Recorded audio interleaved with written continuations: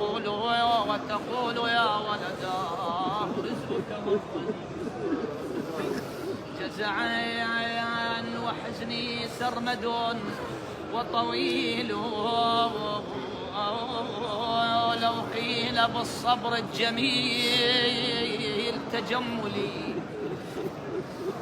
فعليك ما الصبر الجميل جميل،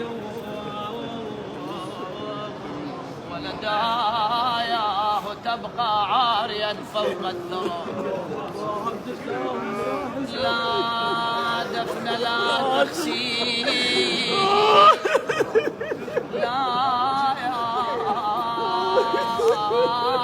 لا دفن لا تكفين، لا تغسيل. وش كثر يا ابن تعبت برباك انا ولوليت، يا شمعة عيوني ويا عمود البيت. يا ابني يا ابني يا ابني من المدينة الكربلت عني، والهان على صوتك ورد سمعا. الله قالت أحاجي حاجي من حروني يدي ونينك يما عذبني، يا نور عيوني حاجيني شنو اليوم عكيم. قالت افتر وحدي بالليل وامشي على الجدم قوة، لذي لقيتك ودر فوق القاع اقول هو يما يا يما وش عند الشمر وياي، هيك بنحرك السما شن سويت لما ادري وبيادي يطلبني. فرشت عبايتي بالقاع يوم العاشر بعاشر، بيدي قمت الم جسمك لقيت الشم ضلع مكسور.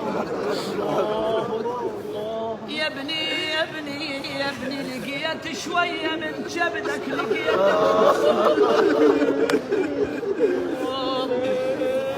ولقيت على الشريعه جفوف والعباس. رحت يا ابني على صوب القوم اريد اعتب على العدوان،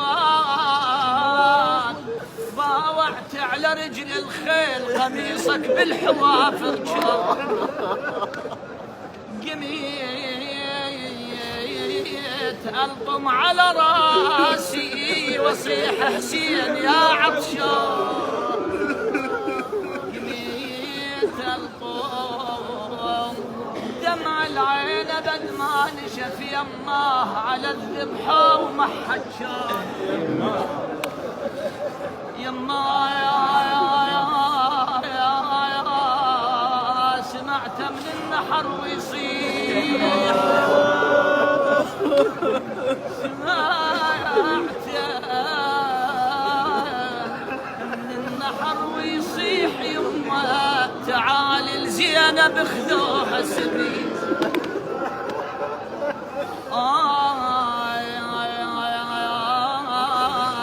جن الليل على زينب. ايوه زينب الامام يقلها عمك حاجين من وين رايحه؟ قالت انا رايحه لحد يطعني ونيت لو ما سمع انا ونيت لو ما سمع ونياه اللي يرد الزلم عني يا بعد وين رايحه زينب؟ ايش عدك طالعه بهالليل تمشي؟ اذا لحسين هو اشرار من طالعه اش تلقين منه يا زينب والحوافر طشرن؟ اخاف ان ما تعرفين او تتايهين. اش عدك طالعه المن يا الغريبة بهالظلام وهالتلول، ألف سيف وألف جثة بينك وبين تحول. قال شله تلقيني من خيج ضار سالح ضلوع ظلت بالحوافر وين تلقيني الخيول. أخيج داست الخيل على صدره يا زينب طقت ضلوع على ظهره على كبر الغاضرية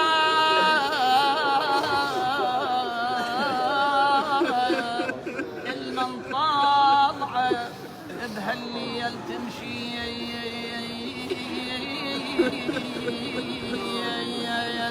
قصة حسين نايم حس بيته أثار طالع روح لقيت. قالت بلي يا الوبس ترعتنيت ودوريتك ريتني ما دوريت ويا دوريتك ريتني ما دوريت. ومن لقيتك يا ابو السجاد ايش لقيت؟ شنو لقيت زينب مقطعه وصالك يا اخويا قل منها شاشل خاف لما اللحم صدرك خاف قلبك يبلش. شلون اطلع لك ولمك دايره عليك الزلم كلها تنهش بيك كلها صايره صفة حزم صدق هذا حسين طايح امي ما عندها علم. صحت تعالي يا ابو حسن يا امي تعالي وشوفي كربلاء سوت بحالي. انا اشوف اخوتي مشتله ببالي عسى عمي يا يمه ولا شهبته وحق ضلعك يا زهره ما عرفته. يا يمه حسين شميته وشبكته لو ينشال خي كان شلته. اخواني هنا تعالوا قعدوا سووا طريق رحم الله والديكم لا تقطعوا الطريق. يا وصلت يم الحسين زينب لكن شلون عرفت الحسين؟ سيدي المدرس يقول عرفتها من ثلاث امور. الامر الاول يقول لقت جثه عليها تلمع الحجار وشهر. الامر الثاني بعد اشد والثالث اشد ايضا. الامر الثاني يقول الجثه الوحيده اللي لقتها مقلوبه على الوجه هو الحسين. تدري ليش؟ لانه ذبح من القفا. ايوه حسين لا الجثه الثالثه. الامر الاخر ازيد بعد الثالث. انت جنابك اذا فاقد لك ام وتشبك اخوك تشم ريحه امك لو لا.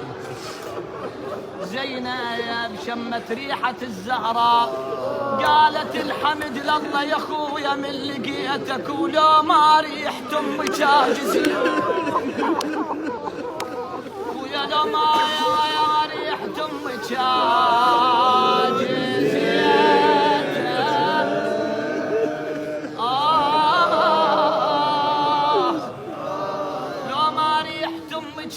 جزيتك لو ان اقدر اشيلك خذيتك للخيمه وبكيف نعيتك.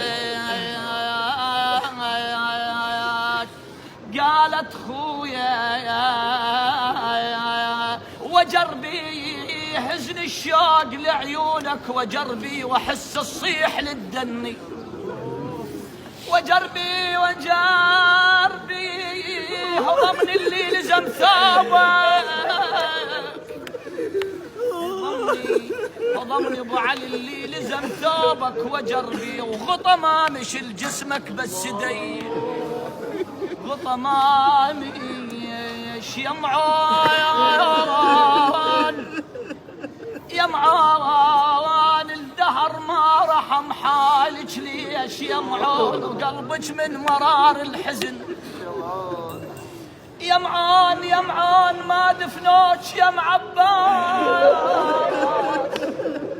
ما دفنوك يا معباس يا معان اظن حسين رادك يا مرقي لا عون يا عون غريبة وجيت أصيح العون غريبة وجيت أصيح العون يا عون ببناي الساكنين اللحد، يا عون يا عون يا عون تلقى مكة الهشام،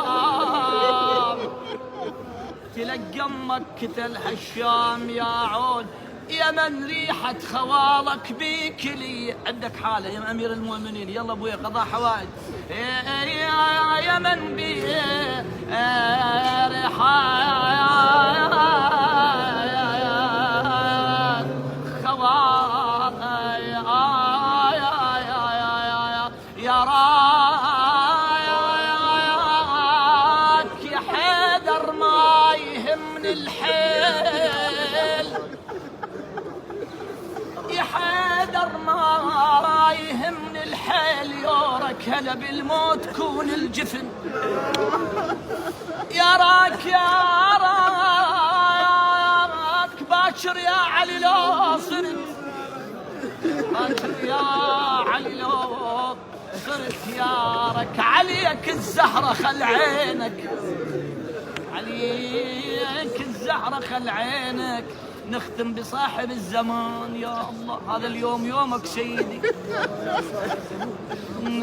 يا جرح المخزن وفد ما يلتام، عماتك خذوهم عماتك خذوهم عالهزل الاشياء، يا بنت علي شلون بخرابة نار، او جرح بالخرابة يلجم صوابه، جرحي بالخرابة يلجم صوابه، الهي بفاضل